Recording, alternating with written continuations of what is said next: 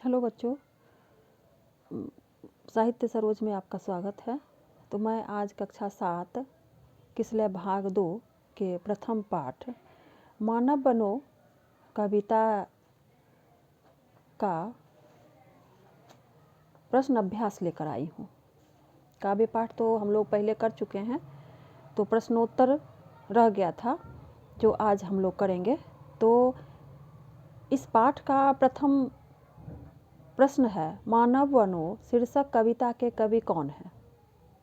तो बच्चों, आपको पता है कि मैं उस दिन बतलाई थी आप लोगों को कि मानव बनो शीर्षक कविता के कवि हैं शिव मंगल सिंह सुमन। तो इसका उत्तर होगा शिव मंगल सिंह सुमन। दूसरा प्रश्न है, मानव बनने के लिए हमें कौन कौन से कार्य करने चाहिए।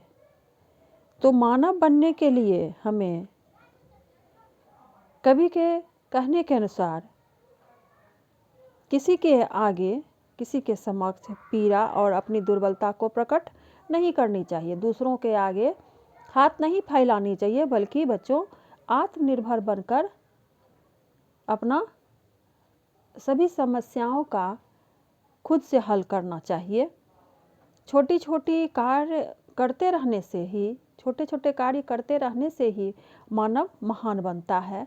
इसीलिए कवि के कहने का तात्पर्य है कि छोटे छोटे कार्य को अपने से हल करते रहना चाहिए। इससे हमारी आगे का कार्य सुलभ होता है और मानव महान बनते हैं। तो तीसरा प्रश्न है, कवि के अनुसार सबसे बड़ी भूल क्या है। कवि के कहने के अनुसार सबसे बड़ी भूल है कि अपनी दुर्बलता को दूसरों के आगे प्रकट करना।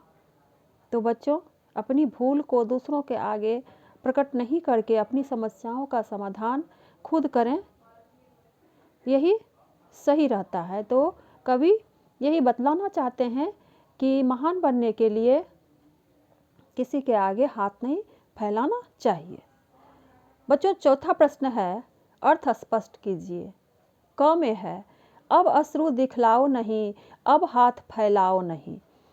तो हमने कविता पाठ किया था, उस कविता में दूसरे पैराग्राफ में है, अब अश्रु दिखलाओ नहीं, अब हाथ फैलाओ नहीं। कवि के कहने का तात्पर्य है कि दूसरे के आगे अश्रु मत बहाओ और हाथ मत फैलाओ। अपनी समस्याओं का समाधान खुद करो और अपने कर्म फल पर हमेशा विश्वास करो। इसका यही अर्थ है।